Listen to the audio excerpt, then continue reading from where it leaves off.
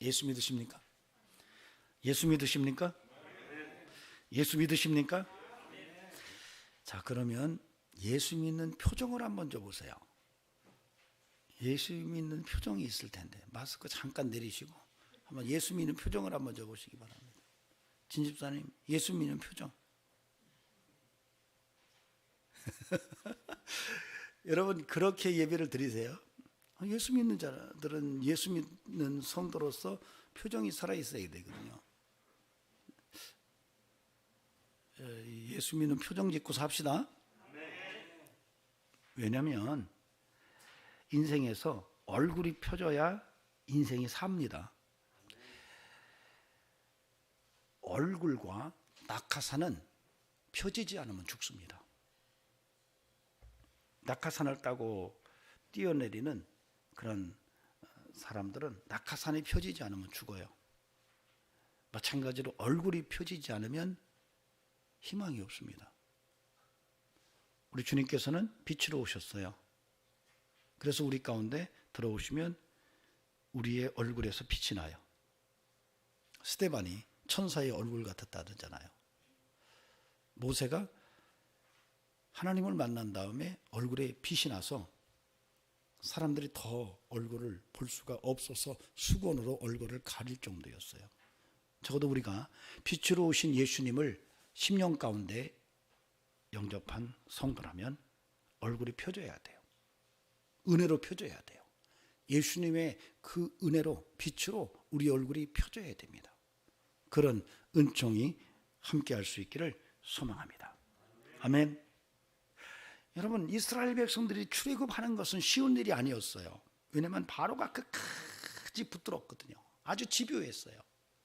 10가지 재앙을 경험하고 자기 아들이 눈앞에서 죽는 것을 확인하고서야 바로가 이스라엘 백성을 놔줍니다. 이스라엘 백성들이 출애굽을 했어요.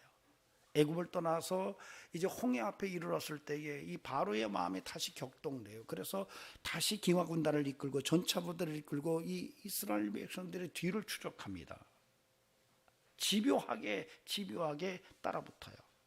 그러는 과정 속에서 하나님이 개입하셔서 홍해를 가르시고 이스라엘 백성을 홍해를 건너게 하십니다. 이제 이스라엘 백성들은 더 이상 애굽을 기억할 필요가 없었어요. 하나님이 그렇게 말씀하셨죠. 너희가 다시는 애굽 사람들을 보지 않게 될 것이다. 그런데 그렇게 힘들게 애굽을 떠나 나온 이스라엘 백성들에게서 애굽을 빼내는 것은 더 힘든 일이었습니다. 애굽에서 이스라엘 백성들을 빼내는 것도 힘든 일이었지만 그 빼낸 이스라엘 백성들은 홍해를 건너서 살아 광야의 여정을 가는 동안 속에 끊임없이 그들에게서 애굽의 모습이 보였어요. 그들에게 있는 애굽을 끄집어내는 것은 더 힘든 일이었습니다. 마찬가지로 성도가 예수를 믿게 되는 것은 굉장한 일입니다. 예수 안 믿던 자가 예수를 구주로 영접하고 예수 믿기로 결단하고 예배당에 하나님 앞에 예배드리기 위해서 나온다는 것은 굉장히 어려운 일이에요. 우리 최강호 성도님 반갑습니다. 저렇게 오셔서 지금 3주째 계속 예배에 참여하시는 것은 이게 보통 일이 아니에요.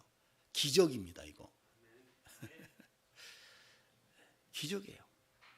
그런데 더 기적은 어쩌면 더 힘든 것은 우리 최광호 성도님의 삶 속에 젖어 있는 세상에서 예수를 믿기 전에 물들었던 세상물을 빼내는 것은 굉장히 더 힘들 수 있다는 거예요.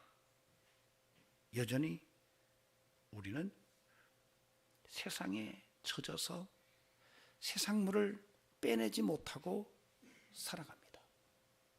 예수를 믿으면 다 끝날 줄 알았는데 여전히 우리는 세상물에 젖어 있는 것을 아직도 뽑아내지 못하고 영적 싸움을 싸워 나가고 있습니다. 그래서 바울이 그랬던 것 같아요. 내가 그리스도와 함께 십자가에 못 박혀 죽였나니 라고 고백했음에도 불구하고 내가 날마다 죽노라고 말했던 것.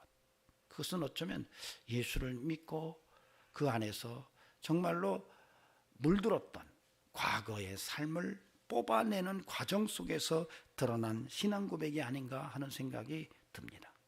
여러분에게서 예수의 향기가 드러날 수 있기를 주의 이름으로 축원합니다. 네, 구원받은 예수의 사람으로서 빛 대신 주님을 구주로 영접한 성도로서 우리에게서 끊임없이 그분이 역동적으로 살아 역사하고 우리에게서 예수의 향기가 만방에 드러나는 이런 영성과 은혜가 우리의 신앙의 실제 진면목이기를 소망합니다. 어떻게 가능할까요? 요한복음 15장에서 주님은 이렇게 말씀하십니다. 나는 포도나무고 너희는 가지다. 너희가 열매를 맺으려면 나에게 꼭 붙어 있어야 된다. 그래서 열매를 많이 맺으면 농부 되시는 하나님이 기뻐하신다라고 말씀하십니다. 여러분, 아주 쉽습니다. 우리가 포도나무 가지예요. 포도나무 가지가 포도나무에 붙어 있기만 하면 열매를 맺는다는 거예요.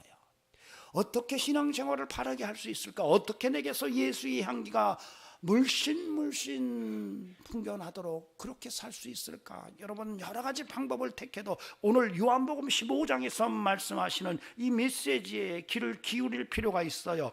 예수에게 붙어 있는 것입니다. 주님이 말씀하세요. 내게 붙어 있어야 된다. 내게 붙어 있으면 너희가 결실을 한다. 포도 열매를 맺는다고 말씀을 하셨습니다. 여러분과 저의 삶이 끊임없이 예수에게 철저하게 붙어 있기를 주님의 이름으로 간절히 축원합니다. 예수에게 붙어 사는 거예요. 예수에게 붙어 살면 우리에게서 예수님의 진액이 흘러나와요.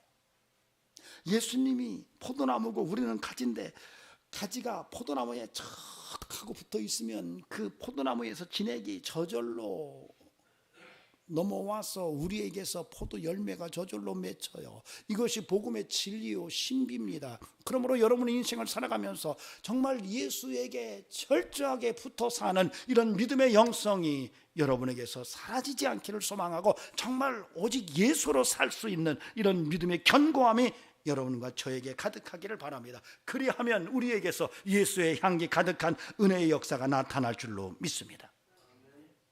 저와 여러분에게 예수 향기 풍성하고 예수 믿는 성도의 모습이 얼굴에서 빛으로 드러나고 정말로 얼굴이 확 펴져서 하나님께 영광을 돌리고 많은 이들에게 또 복음의 위대함을 증거하는 이런 은총이 함께 하기를 소망합니다. 저와 여러분에게 이런 믿음의 역사가 함께 해야 할 겁니다. 사실 오늘 본문은 바울 사도가 어떻게 성도가 살아야 하는지에 대한 아주 중요한 얘기들을 아주 정확하게 설명을 해놨어요. 여러분, 성도가 어떻게 살아야 하는가? 특별히 그렇게 성도라고 말하는 사람들의 정체성이 뭔가? 여러분, 아까 제가 예수 믿는 표정을 지어보시라고 그랬는데 그 예수 믿는 표정이 정체성인가? 도대체 예수 믿는다는 그 의미와 그 정체성이 뭔가, 그 정체성이 또 내 삶 속에 어떻게 기능을 하는가 하는 문제들을 오늘 본문을 통해서 바울이 잘 설명해 주고 있어요. 하나님의 음성이 들려지기를 소망합니다. 아멘. 사실 에베소서는 옥중서시입니다. 바울이 로마 감옥에 억류되어 있을 때 4권의 옥중서신을 썼습니다. 그 중에 하나가 에베소서예요. 또 하나가 뭐죠? 골로새서. 그 다음에 빌립보서. 또 하나는 빌레몬서입니다. 4권의 책을 바울이 로마 감옥에 갇혀 있을 때에 사랑하는 성도들에게 보낸 편지가 우리에게 지금까지 전승되어서 우리 손에 잡혀 있는 거예요. 감옥에서 글을 썼는데 이 에베소서는 전체적으로는 교회론을 얘기합니다. 도대체 교회가 뭔가? 그런데 이 6장으로 되어 있는 이 에베소서는 1장과 3장에서는 예수 그리스도 안에 있는 교회를 말해요. 그리고 4, 5, 6장에서는 그 교회 안에 있는 성도의 실제성이 뭔지를 설명을 해요. 전체적으로는 교회론을 말하지만은 1장에서 3장까지는 예수 그리스도 안에 있는 교회의 모습, 그리고 4, 5, 6장에서는 그 교회 안에 있는 성도의 삶이 어떠해야 하는지를 아주 자세히 설명을 하고 있습니다. 그래서 바울은 교회는 주님의 몸이다 이렇게 표현했어요. 그 몸된 주님의 몸된 머리가 예수 그리스도고, 그래서 이 교회와 예수 그리스도의 관계는 불가분의 관계임을 분명하게 설명을 하고, 더 나아가서는 교회 공동체의 연합성을 아주 강조합니다. 유기적인 공동체, 예수 공동체의 유기적인 연합을 교회의 정체성으로 확인을 해줍니다. 그래서 여러분, 이런 배경 속에서 오늘 우리가 읽은 본문은 바로 4, 5, 6장 속에 있는 교회 공동체 성도들의 삶이 어떠해야 하는가 하는 문제에 대해서 설명하는 본문이에요. 그래서 이 본문을 통해서 오늘 우리가 성도로서 어떤 인생을 살아내야 하는가 하는 것을 함께 들여다보려고 하는 것입니다. 그래서 사실 4, 5, 6장에서는 그 메시지 내용이 성도들의 교회 생활이 도대체 어떠해야 하느냐, 또한 성도들의 새로운 삶이 어떠해야 하느냐, 성도들의 가정 삶이 어떠해야 하느냐, 성도들의 영적 생활은 어떠해야 하느냐 하는 것을 아주 축약적으로 아주 설명을 잘 해놨어요. 그 중에 오늘 보면은 성도들의 새 생활, 예수 믿고 새롭게 사는 성도들의 정체성과 삶에 대한 이야기를 말하고 있어요. 여러분, 하나님의 음성이 오늘 들려지기를 주의 이름으로 축원합니다. 사람의 말로 듣지 않기를 바라요. 여러분, 비록 장목사가 설교를 하지만 여러분, 이 장목사의 설교를 사람의 말로 들으면 여러분 자칫 시험 들 수 있습니다. 그러나 하나님의 음성으로 들으려고 마음을 활짝 열면 그 음성이 내 마음판에 기록되고 그 말씀이 살아서 여러분을 이끌고 갈 때에 여러분 삶의 현장 속에서 그 말씀이 능력이 되고 여러분의 인생을 이끌어가는 권세가 될 줄로 믿으시면 아멘 하시기 바랍니다. 자, 첫 번째로 우리가 본문 속에서 생각할 것은 8절 9절이에요. 8절 9절에서 분명히 우리에게 아주 중요한 메시지를 바울이 이야기하고 있습니다. 같이 한번 보시겠습니다. 너희가 전에는 어둠이더니 이제는 주 안에서 빛이라. 빛의 자녀처럼 행하라. 빛의 열매는 모든 착함과 의로움과 진실함에 있느니라. 자, 이 8절 9절에서요 아주 중요하게 이야기하는 것은요, 정체성을 말해요. 예수 믿는 사람들의 정체성이 뭔지를 설명을 해요. 그 정체성, 바로 너희는 빛의 자녀라. 여러분, 바울이 에베소에 있는 성도들에게, 더 나아가서는 초대교회 성도들에게 예수 믿는 성도들의 정체성이 뭐냐 이렇게 말했을 때 빛의 자녀다 이렇게 말해요. 빛의 자녀다. 이 말씀이 오늘 여러분과 저에게도 동일하게 적용되어져야 할 것입니다. 여러분, 저와 여러분이 여전히 예수 안에서 빛의 자녀임을 다시 한번 확인하는 은혜가 있기를 바랍니다. 빛의 자녀예요. 그런데 재미난 것은 바울이 오늘 8절에서 전에는 어둠이더니 이제는 주 안에서 빛이라 이렇게 말해요. 그러니까 예수를 믿기 전에는 어둠이래요. 그런데 예수를 믿은 지금은 주 안에서 빛이라. 너희는 빛의 자녀라. 빛의 자녀들처럼 행하라 이렇게 얘기를 해요. 여러분, 이게 굉장히 중요하거든요. 전에는, 그리고 지금은, 그 사이에 끼어있는 것이 예수 그리스도를 믿는 사건이에요. 그러니까 예수 믿기 전의 모습과 예수 믿은 이후의 모습을 나눠놓으면서 예수 믿은 이후에 지금은 너희가 빛이라 라고 말하고 과거에 너희는 어둠이었다 라고 이야기해요. 근데 그 빛이라고 말하는 것으로 끝나는 것이 아니라 빛의 자녀라고 그렇게 정체성을 확인해 주고 있어요. 여러분, 우리는 빛의 자녀입니다. 그래서 여러분, 성도는 얼굴에 빛이 나야 돼요. 자, 옆 사람 한번 보세요. 얼굴에 빛이 나는가? 예, 빛이 나야 됩니다. 여러분, 뭐 그렇다고 해서 막 무슨 요즘에 뭐 무슨 비싼 화장품을 얼굴에 바르고 뭐 이래서 빛이 나는 게 아니라 정말 그 예수님이 빛으로 우리에게 오셨기 때문에 그분으로 인해서 그 은혜로 말미암아 얼굴에 빛이 나고 삶에 빛이 나고 말에도 빛이 나고 여러분 걸음걸이에도 빛이 나야 돼요. 예. 할렐루야.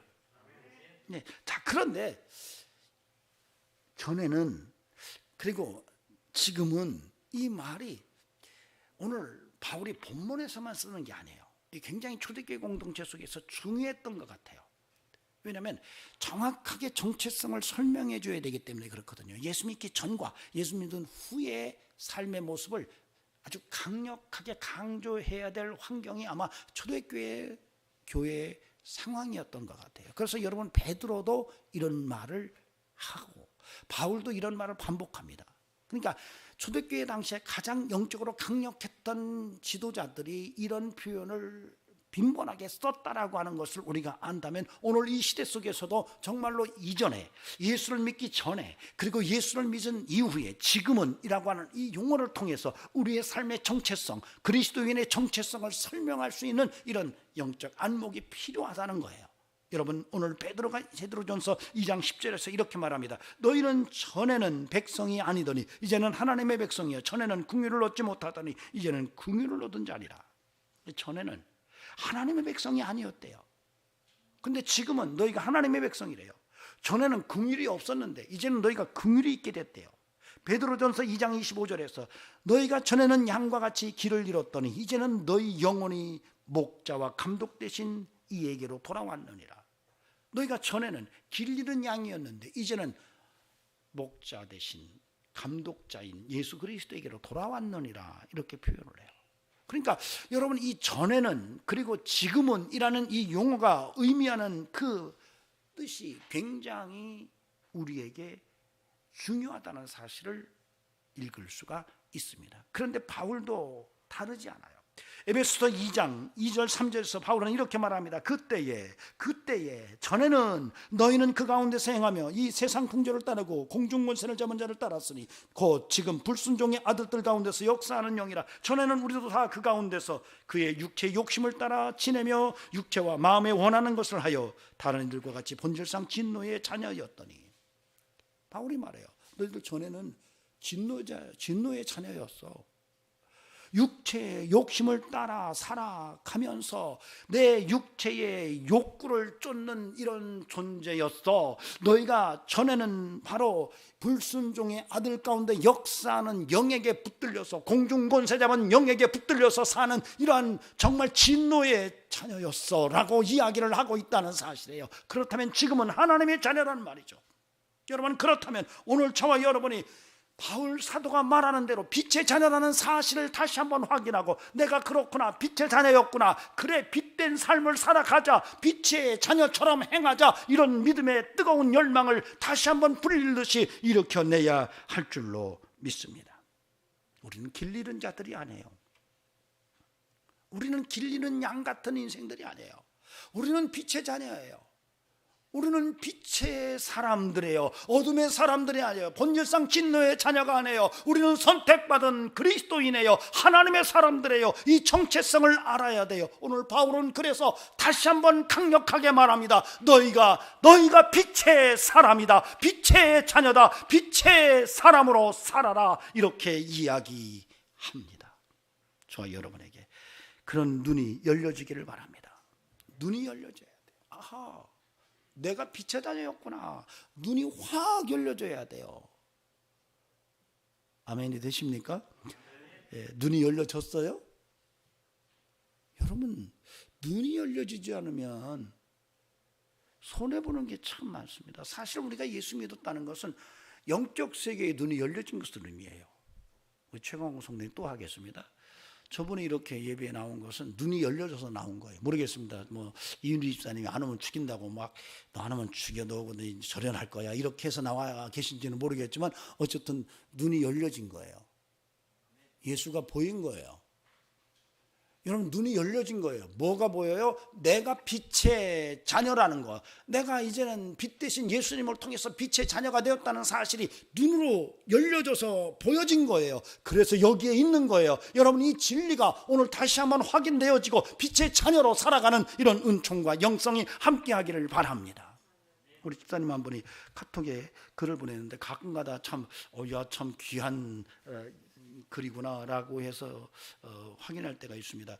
박정희 대통령 때에 소양강 댐을 만들기 위해서 우리나라 굴지의 기업 4곳의 관계자들을 불렀답니다. 야, 이거 여기 막아가지고 소양강 댐을 막아놓으면 홍수에도 문제가 안 생길 거고 전력도 얻게 되고 여러 가지 다목적인 기능을 할 거 아닌가. 그래서 그 공사를 시작할 때에 서로가 많은 물량을 수주하기 위해서 덤볐을 겁니다. 그런데 한 기업은 그 얘기 뒤에서 다른 생각을 했다는 거예요.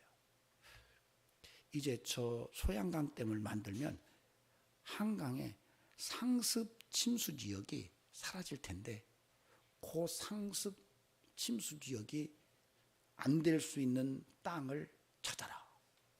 그래서 찾아낸 땅이 압구정동이래요. 그 기업은 그 상습 침수 지역이에요. 비만 조금 오면 물바다가 되는, 그러니까 땅값이 얼마나 쌌겠어요. 그런데 소양강댐만 땅 막으면 이게 금싸라기 땅이 된다는 것을 본 거예요. 다른 기업들은 못 봤어요. 이 기업만 그거 뒤져파가지고 나중에 그 지역의 땅을 대거 매수를 했대요. 그 다음은 얘기 안 해도 여러분이 무슨 일이 벌어졌는지 아실 거예요. 여러분, 미국에 알래스카를 720만 불에 샀어요. 러시아에서는 그 땅은 얼음 땅이고 쓸모없는 땅이라고 생각을 했어요.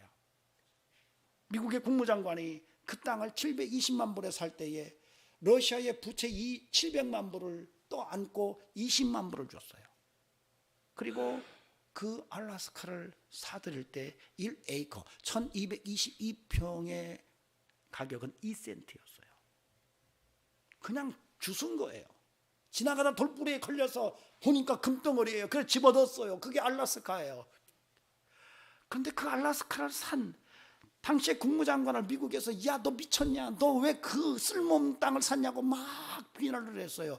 그런데 시간이 가면서 그 땅 산 사람은 정말 미래를 보는 안목을 가진 정치인이라고 국민들이 다 인정을 했어요.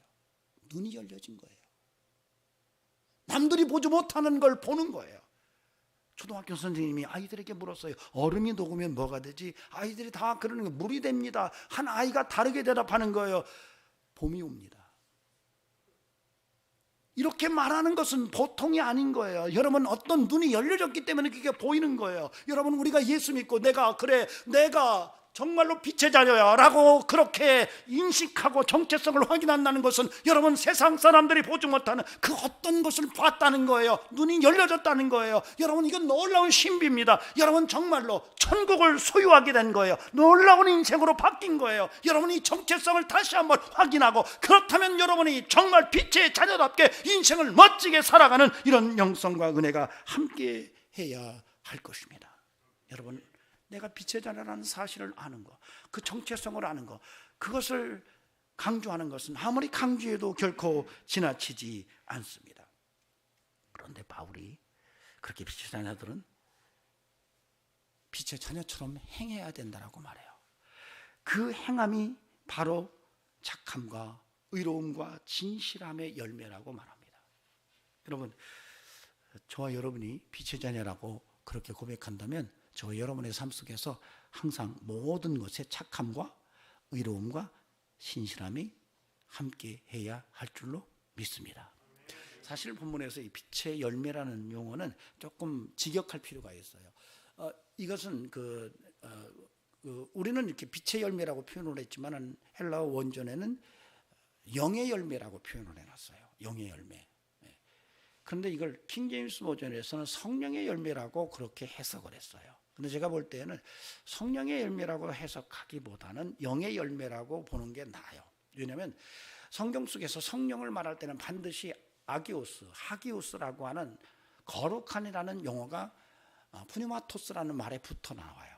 그런 경우는 정확하게 성령인데, 그렇지 않고 신령한 혹은 영적인 이런 말을 할 때는 하기오스라는 말이 빠져요. 그래서 여기서는 빛의 열매라기보다는 영의 열매다 이렇게 보는 것이 맞고요. 그렇다면 여기에서 착함과 의로움과 진실함은 영적인 부분이라는 거예요. 영적 영향력을 받아서 드러나는 착함과 의로움과 신실이라는 거예요. 여러분, 오늘날 저와 여러분에게 빛의 자녀라면 저와 여러분의 삶 속에서 정말로 모든 일에 착함과 의로움과 신실함이 드러날 수 있기를 바랍니다. 그런데 이것은 그냥 정적인 표현의 문제가 아니라 이 세 단어 속에는 동적인 역동성이 가미되어 있다는 거예요. 그냥 보면 착해 보여, 그냥 보면 의로워 보여, 그냥 보니까 신실해 보여, 진실한 것 같아. 이게 아니라 진실함이 묻어나는 삶을 살고 있고 의로움이 구체적으로 드러나고 있고 그 다음에 착함이 활력 있게 살아서 보여진다는 얘기예요. 그러니까 성도들은 여러분 예수 안에 있는 교회 그리고 교회의 멤버십을 가진 성도들은 빛의 자녀일 뿐만 아니라 그 빛의 자녀로서 끊임없이 착한 삶의 행동이 구체적으로 나와야 되고 그리고 의로운 삶이 구체적으로 경험돼야 되고 그리고 진실함이 구체적으로 드러날 때에 그 기능을 다하고 있는 그런 성도라는 것을 바울이 말하고 있어요. 여러분, 그러므로 저는 저와 여러분의 삶 속에 끊임없이 이와 같이 영적인 역동성, 그야말로 신실함과 의로움과 착함이 구체적으로 성도들의 삶 속에서 드러나는 이런 삶의 영성이 함께 할 수 있기를 바랍니다. 저와 여러분에게 그런 은혜가 나타날 수 있기를 간절히 바랍니다. 사실 오늘 우리 시대는 말만으로 진실을 말하는 사람들이 너무 많아요. 글로 의로움을 이야기하는 사람들이 너무 많습니다.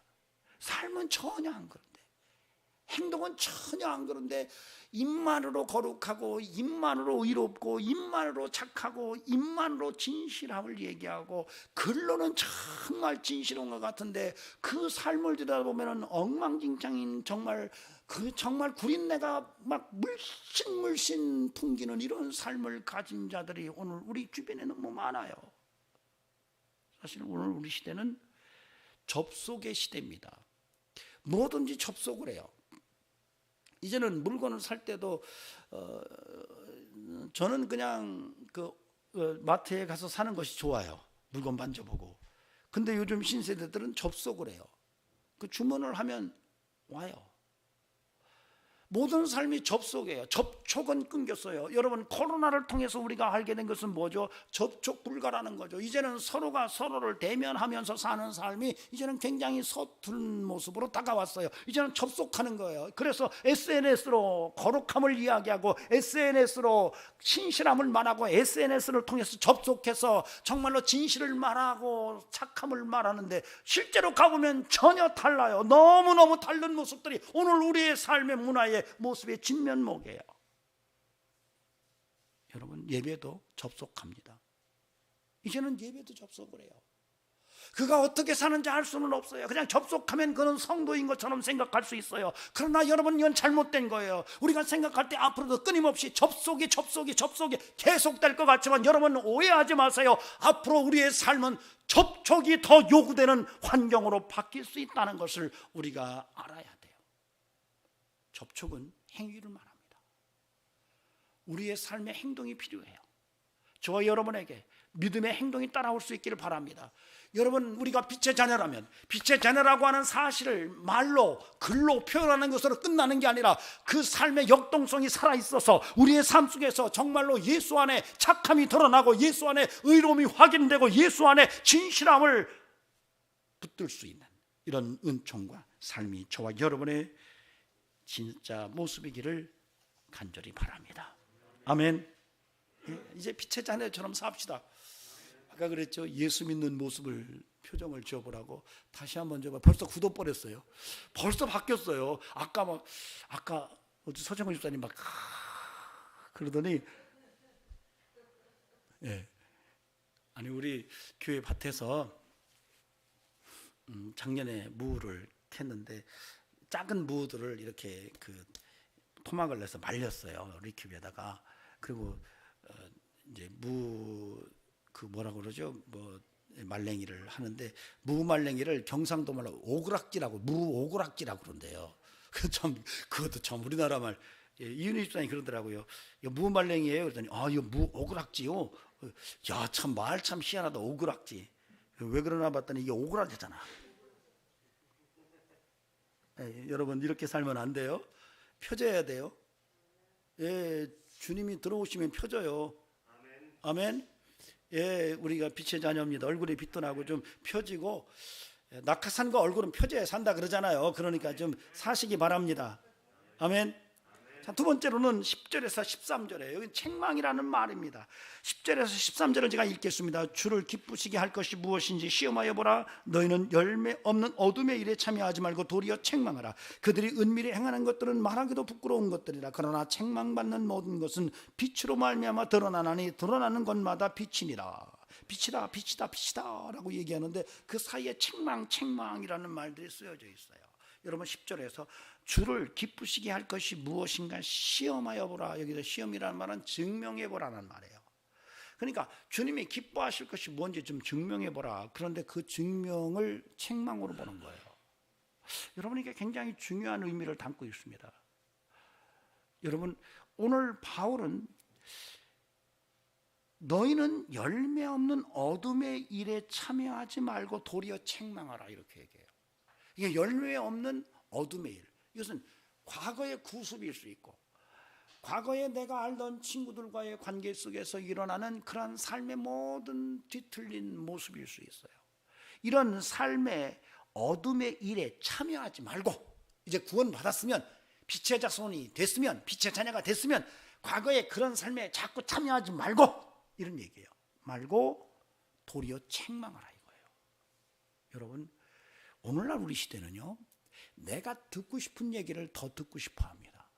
여러분 나도 모르는 사이에 내가 듣고 싶은 얘기를 쫓아가요. 그래서 여러분 유튜브나 이런 데 보면은 내가 듣고 싶은 이야기를 하는 사람에게 다 좋아요 라고 그렇게 이야기를 합니다. 그러다 보니까 확증 편향주의가 너무 심화되는 거예요. 그러니까 사람이 균형이 깨지는 거예요. 여러분 가끔 인생은요 내가 좋은 얘기만 들어서는 안 되는 거예요. 책망을 들을 수 있어야 돼요. 그래서 여러분 저는 그렇게 생각합니다. 책망을 들을 때 희망이 생긴다. 아멘. 여러분 우리가 인생을 살면서 누군가가 나에게 책망을 할 때에 그 책망을 달게 받아들일 수 있다면 희망을 안고 사는 것이다 라고 하는 것을 다시 한번 오늘 우리가 발견했으면 좋겠어요. 여러분 바울이 그렇게 말하죠. 하나님의 말씀은 성령의 감동으로 하나님의 감동으로 쓰여진 그 말씀은 우리에게 교훈과 책망과 바르게 함과 위로 교육하기에 유익하니 이렇게 말해요.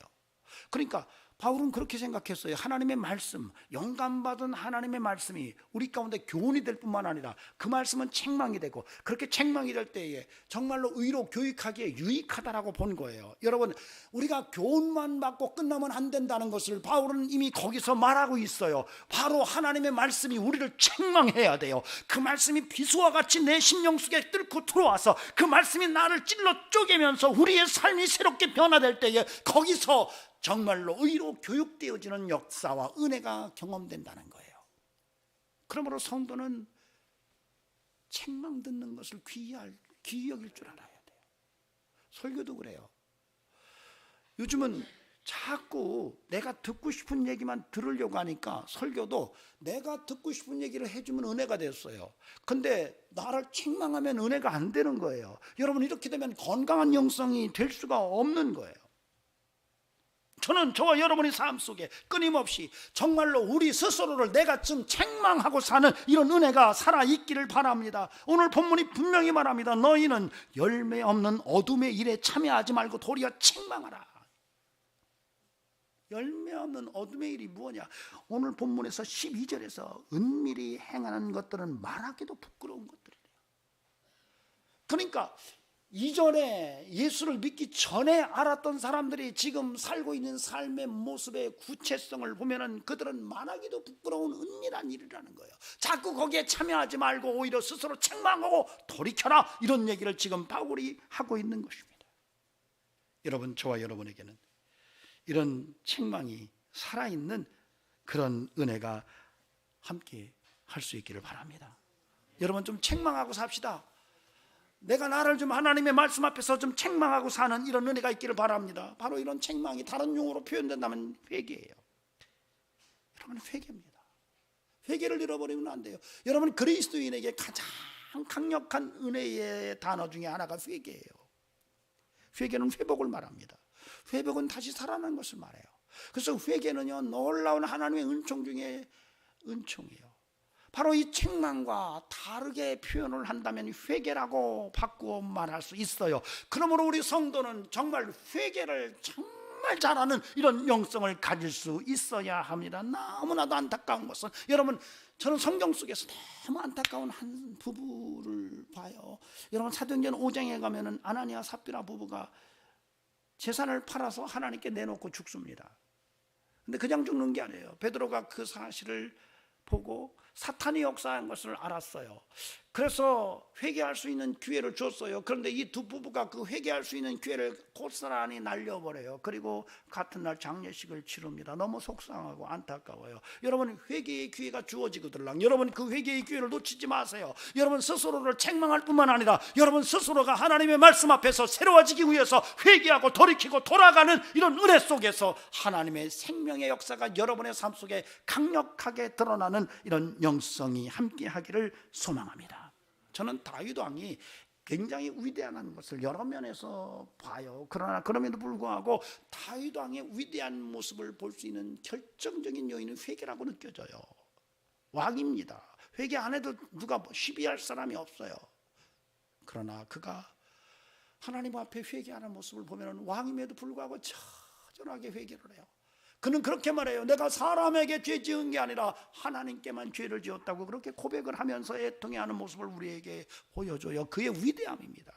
그가 위대했던 것은 바로 이런 회개가 그의 삶 속에 젖어들어 있었다는 거예요. 저와 여러분의 삶 속에서도 이와 같이 회개의 영성이 살아있기를 바랍니다. 여러분, 우리가 잘났으면 얼마나 잘났겠습니까? 얼마나 거룩하면 얼마나 거룩하겠어요? 바르게 산다면 얼마나 바르게 살겠어요? 그러나 우리가 넘어질 때가 있어요. 그러나 그때에 바로 넘어진 길에 하나님께 무릎 꿇고 하나님께 눈물로 회개하는 이런 책망의 은혜가 살아있기를 주의 이름으로 간절히 축원합니다. 우리의 삶은 회개할 때 살아납니다. 나를 책망할 때 내가 희망을 갖게 돼요. 그런 은혜의 삶이 빛의 자녀인 저와 여러분에게 뜨겁게 살아있기를 간절히 바랍니다. 마지막으로 14절 말씀 같이 읽어보시겠습니다. 시작. 그러므로 이르시기를 잠자는 자에 깨어서 죽은 자들 가운데서 일어나라. 그리스도께서 너희에게 비추이시리라 하셨느니라. 아멘. 예. 잠자는 자들아 깨어나라. 죽은 자들아 일어나라. 이렇게 얘기해요. 이게 반복적인 얘기입니다. 문학적으로는 평행해요. 잠자는 자들과 죽은 자들을 같이 보는 거예요. 잠자는 자들아 깨어나라. 죽은 자들아 일어나라. 잠자는 자들과 죽은 자들은 사실은 평행이에요. 같은 거예요. 여러분, 오늘 바울은 말합니다. 너희들이 죽은 믿음을 가졌어? 너희들 잠자고 있어? 안 돼. 일어나야 돼. 깨야 돼. 이제는 자다가 깰 때예요. 성도가 자다가 깰 때예요. 이제는 죽은 믿음으로 살아갈 때가 아니에요.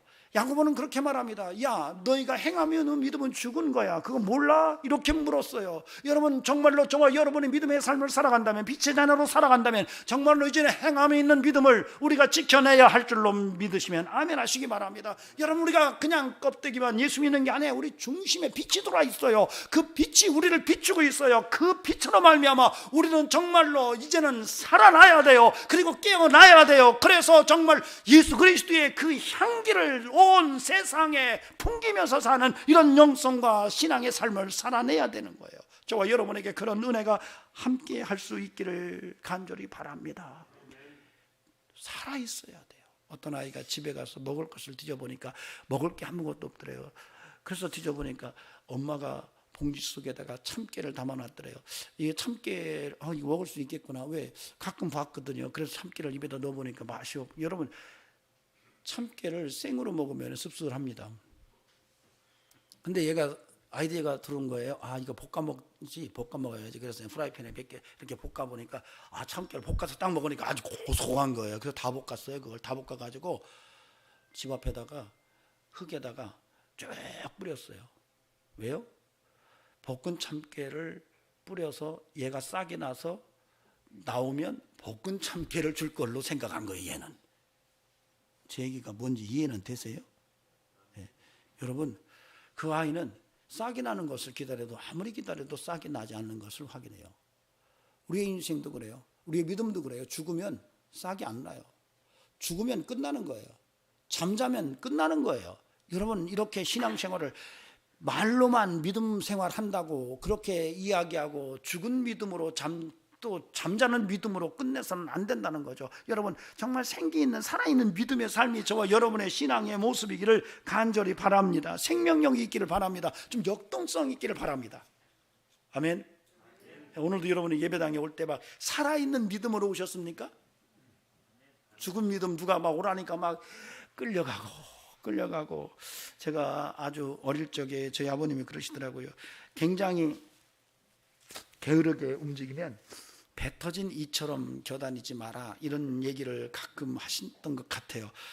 여러분, 저는 배 터진 이까지는 못 봤지만 나이 드신 분들은 조금 이해는 하실 거예요. 여러분, 좀 생기가 있어야 돼요. 좀 믿음이 살아 있어야 돼요. 예배 시간도 좀 살아있는 믿음이 돼야죠. 어디 한번 봅시다. 금방 또 굳었네. 이월 집사님 좀 눈 팍 뜨고, 참 그 음식점에서 밥 드실 때는 막 하나라도 더 드시려고 막 이러시는 거 아니에요? 예, 좀 살아 있어야 돼요. 예, 좀 눈도 살아 있고 예배 시간도 살아 있어야 되고, 여러분 정말 신앙에 생동감이 있는 그런 은혜가 저와 여러분의 삶의 모습 속에서 확인될 수 있기를 간절히 소망합니다. 아멘. 얼마 전에 교회 밭에다가 고추하고 가지를 심었습니다. 제가 보니까 작년에 고추 심었던 데는 가지를 심었고, 작년에 가지를 심었던 데는 고추를 심었어요. 이렇게 연작하지 않고 바꿔 심는 것이 좋다 그래서 그렇게 심었습니다. 그 고추나 가지는 그 심겨진 거기서 자라서 꽃을 피우고 열매를 맺어야 돼요. 그러라고 거기 심은 거예요. 얘들이 내가 심겨진 이곳은 내 마음에 안 드는데 나 뽑아주세요. 그날로 그들은 장례를 치러야 됩니다.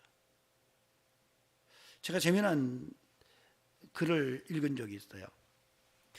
일본의 와타나베 가즈코의 에세이 속에서 당신이 선 자리에서 꽃을 피우세요 라는 글이에요. 나무는 심어진 자리에 대해 투덜대지 않습니다. 어디에 심어졌건 그 자리에서 뿌리 깊숙이 물과 양분을 빨아들이고 온몸의 햇빛을 받아들이며 줄기를 키우기 위해 힘씁니다. 꽃을 피우고 열매를 맺는 일에 온전히 집중합니다. 꽃을 피우는 삶이란 모든 일에 감사하며 자신이 맡은 일에 최선을 다하는 삶입니다. 꽃을 피운다는 것은 단단히 붙잡는 것입니다. 만약 꽃을 피울 수 없을 때는 땅속 깊이 뿌리를 내리세요. 살다 보면 아무리 애를 써도 꽃을 피우지 못할 때가 있을 것입니다. 비바람이 거세게 몰아치거나 연일 내리쬐는 강렬한 햇빛 때문에 꽃을 피울 수 없을 때는 무리하게 꽃을 피우려고 애쓰지 말고 땅속 깊이 뿌리를 내리세요. 다음에 꽃 피울 꽃이 더욱 탐스럽고 아름답도록 준비하는 것입니다. 나무는 자리를 봐가며 꽃을 피우지 않습니다. 당신의 자리가 어디든 그곳에서 꽃을 피우세요. 당신이 선 자리에서 꽃을 피우세요. 의미 있지 않아요? 여러분 사는 그 자리에서 꽃을 피우는 거예요. 그리고 열매가 맺혀야 돼요. 제가 심어놓은 고추나무, 가지나무는 거기에 심겨진 그 자리에서 고추를 맺고 가지를 맺는 거예요. 그렇게 맺도록 저는 계속 영양분을 공급할 거예요. 여러분, 여러분의 삶의 자리에서 꽃을 피우세요. 하나님이 여러분에게 공급하실 거예요. 예수만 붙들고 계세요. 그러면 여러분에게서 놀라운 열매들이 절로 맺혀지는 은총이 함께 할 줄로 믿습니다. 현장성을 가져요. 믿음은 현장성을 가져요. 지금 내가 믿음 생활을 제대로 해야 돼요. 어떤 분이 구두를 사려고 집에서 자기 발 길이를 측정을 했더니 285, 폭은 17 정확하게 재가지고 신발 가게로 간 거예요. 그래서 신발을 주인에게 사러 왔다고 그러면서 치수를 딱 내놓으려고 보니까 신발 치수를 잰 것을 집에다 놓고 온 거예요. 그래서 주인에게 조금만 기다리라고 그러고 집에 갔다가 그 신발 치수 잰 것을 갖고 와서 주인에게 얘기하려고 갔더니 가게 그 문을 닫은 거예요. 그래서 이 욕을 막 버럭버럭 하면서 그 옆에 가게 주인한테 이럴 수가 있냐고, 내가 신발을 사려고 왔는데 신발 발 사이즈를 재가지고 집에 놓고 오는 바람에 집에 가서 금방 갔다 왔더니 신발 가게에 문을 닫았다고. 그러니까 그 옆집 주인이 뭐라고 하는지 아세요? 아니 그냥 신어보고 거기서 사지 그랬어요. 여러분 신호 보고 사면 되는 거예요. 자꾸 여러분 현장성을 무지하지 마세요. 지금 하세요. 지금 신앙생활 바로 하세요. 지금 빛의 자녀처럼 사세요. 여러분의 삶의 그 자리에서 꽃을 피우세요. 그리고 열매를 맺으세요. 예수 그리스도를 붙들고 간다면 여러분에게서 하나님의 살아계심이 강하게 드러날 줄로 믿습니다. 그렇게 사시기를 주의 이름으로 축원합니다. 기도하시겠습니다. 존귀하신 하나님, 오늘도 빛의 자녀임을 다시 한번 확인하게 하시니 감사합니다. 이제는 하나님의 말씀으로 나를 책망하게 하시고 열매 없는 어둠의 삶을 떠나게 하시고 깨어나게 하시고 일어나게 하셔서 하나님 우리의 삶의 자리에서 예수 향기 풍기는 성도 되게 하옵소서. 이제는 우리 구주 예수 그리스도의 은혜와 하나님 아버지의 살아계심과 성령님의 역사하심이 오늘도 빛의 자녀로서 빛의 자녀처럼 행하기를 원하는 귀한 심령들에게 영원토록 함께 하시기를 간절히 축원하옵나이다. 아멘. 예.